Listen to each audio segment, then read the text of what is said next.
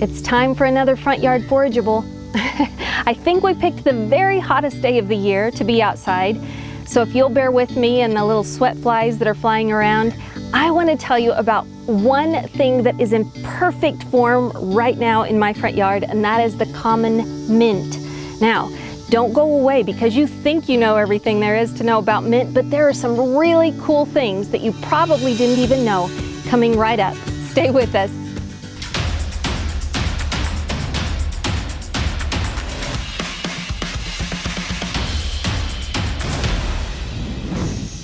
I came out of my front door this morning only to be welcomed by this fantastic bunch of mint that's growing right in my front garden. Now, I have it growing in a couple of different places, but I didn't realize, I hadn't been paying attention how perfect it was. So the very first thing I did was pick a whole bunch of it and bring it inside and make my favorite summer drink, which I'll share with you at the end of this video.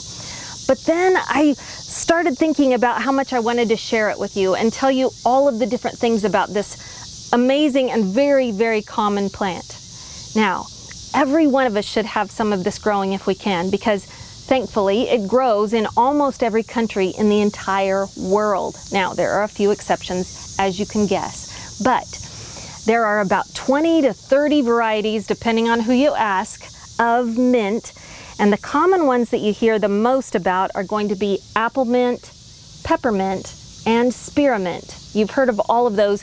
I'm not familiar a lot with apple mint here in Tennessee where I live, but spearmint and common mint and then a whole bunch of different little side varieties of that are very common here. Spearmint is just going to be a little bit, it has a slightly sweeter and less intense flavor than common mint, just so you know the peppermint that you might be aware of. Okay, now let's talk about this. First of all, it came originally, we think, from Europe and Asia and Africa. Those were the first three places that history records mint being found. But it spread throughout the whole world, and it's very high in vitamins A, vitamins B2, and vitamin C. And then it has several different minerals that it's known for, like calcium and magnesium. It's very, very healthy to eat and to use in all kinds of medicinal things. And I want to tell you about a few of those here in just a minute. Now, incidentally, you can probably see the little flies that are flying around me. So the very first thing I share about this does have a disclaimer because it's not all bugs that it repels. But let me say this, it's fantastic for repelling the bugs that like to bite you. So if I were thinking ahead of time, I would have done that this year, and I didn't quite get it right. But if you will plant some of this right on both sides of the entry of your garden, you have to remember, mint is very aromatic, and the smell of it is what bugs don't like and pests don't like. But if it's just growing, it doesn't give off a lot of that aroma until you kind of brush against it. So if you place it right where you're going to walk, right where your legs are going to hit it as you enter the garden, it's going to get that aroma right on your pant leg and help keep away those bugs from you. So keep that in mind. Now, it repels the ones that bite, but it does actually attract a few of those little flies and things that like landing on it, especially when it gets in flower, like you see mine is in flower right now. But let's talk about a couple of the ways that you might want to use it inside the house. First of all, while we're talking about it repelling those pests, one of the things it repels is mice. So if you have a problem with mice, unless it's completely out of control, because I can tell you from personal experience, on one of my grandmother's homes, it was completely overrun by mice, and it was just too out of control for the peppermint to work well. But if you don't have it quite that out of hand, if you have a small mouse problem, you can get yourself some peppermint oil, and you can put it around in all of the little holes that you can find. I actually put it on steel wool, so it kind of has a double whammy effect because the mice don't burrow through that steel wool. They don't like chewing through the steel wool. But the peppermint, they don't like the smell of. So get yourself some peppermint essential oil, and you're going to have it for a whole lot of reasons by the time this video is over.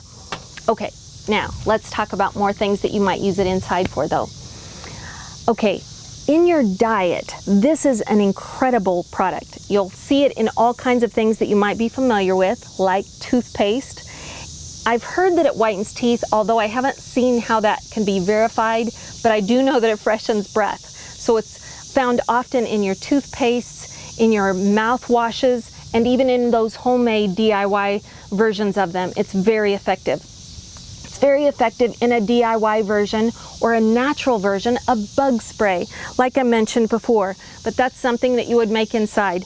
Now, I have off-brand right here, but this actually is full of my own version of peppermint bug spray that works very well. You probably know already that mint has a wonderful cooling property to it. And what that does is helps with a whole lot of different ailments that we have. For one thing, you can rub it on your temples and it kind of relieves a headache. It's been known to relieve toothache, not the really intense ones, but the minor toothache or any kind of gum inflammation that you have. It's going to calm that and cool it. Also, if you have a bug bite or a bee sting or something like that from outdoors, you can put that wonderful mint on it and it has a cooling sensation.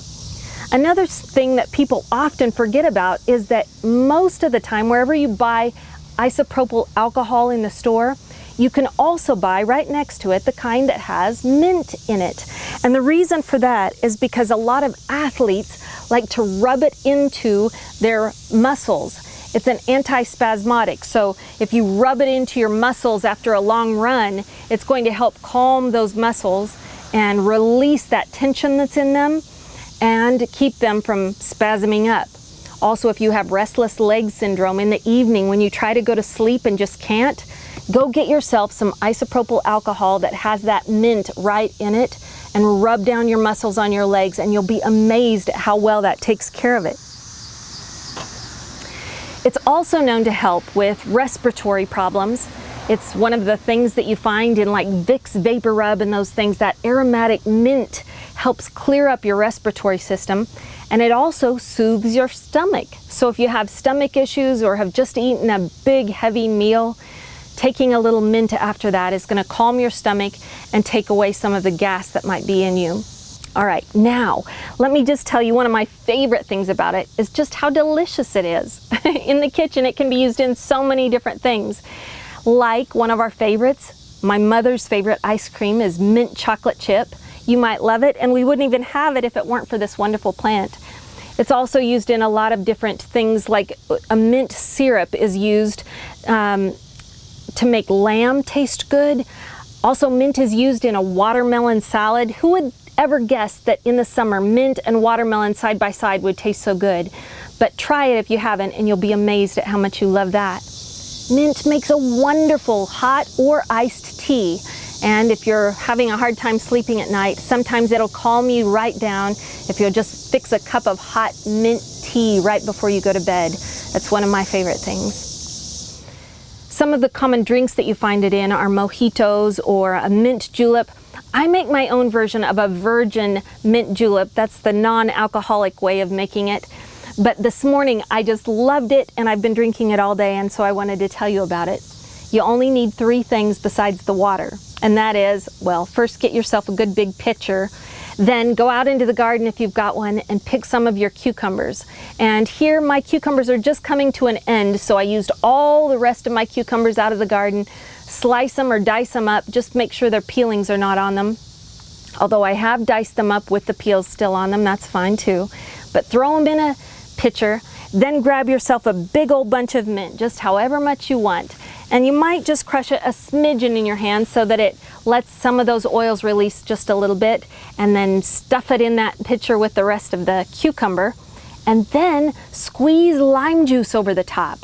Oh my goodness, it's so delicious. The most refreshing summer drink you could expect. I do squeeze some stevia extract into it to make it sweet, and then I fill it up with fresh water and just let that sit in the refrigerator for the rest of the day. And then I refresh it with water as I use it up, and over the next few days or the next week, this is just a continually fantastic drink that infuses all of those flavors together and makes a delicious and refreshing treat for you. All right, I haven't even covered half of the things that mint is good for, but I hope that you'll take the time to go out and identify it in your garden. Really quick before we leave, let me tell you how to identify it a little bit, and that is you're always going to see that it has a square stem. All right? If you're not sure what you're looking at, first of all, see if it has a square stem, and then thankfully, it's the only thing that smells like mint. So, even though it might grow right next to some stinging nettle or some version of nettle that I have growing here right next to my mint, I can easily tell the difference, partly because of the round stem of the nettle, partly because it doesn't have exactly the same kind of serrated edges on its leaves, and it certainly does not smell even remotely minty. So, if in doubt, thankfully mint is the only thing that smells like mint, so that makes it a super easy way for you to identify it out in the wild. It's going to grow very well just by taking a little start, putting it in water until it roots, and then planting it out in your yard. So if you have a friend that has some mint, it's easier started that way than by seed, although you can order seeds and get some started. Once it gets started though, it will take over. And the only reason this is contained in my yard is because I have it planted all in a 5-gallon bucket that's surrounded by rocks, so it can't really get too ferocious in where it wants to spread. Okay, there's probably much more I have not covered. Oh, I want to tell you the way that it is going to flower out is going to be in these wonderful little flowers like you see here. The closest thing I can think of that it might be disguised as is if you're looking at basil, it's a little bit similar, and I'll show you that flower here just so you can see the difference between a basil head and the common mint. But these are usually going to be white or pink on mint. They should not be yellow, but the leaves can vary in darkness from kind of a grayish color to this middle of the road green to a very dark rich green. You'll see all different kinds of that throughout the world. Okay, I hope you take the time to go out and see if you've got some wild mint or common mint or any kind of mint growing around your house. I hope you pick some and make this wonderful drink that I've made here today, and I'll make sure to put the recipe for that down below so that you can remember how I made it. But until I see you again, will you take the time to subscribe and hit the bell and share this with a friend that you love? And then intentionally go out and be a blessing to someone today. We'll see you next time.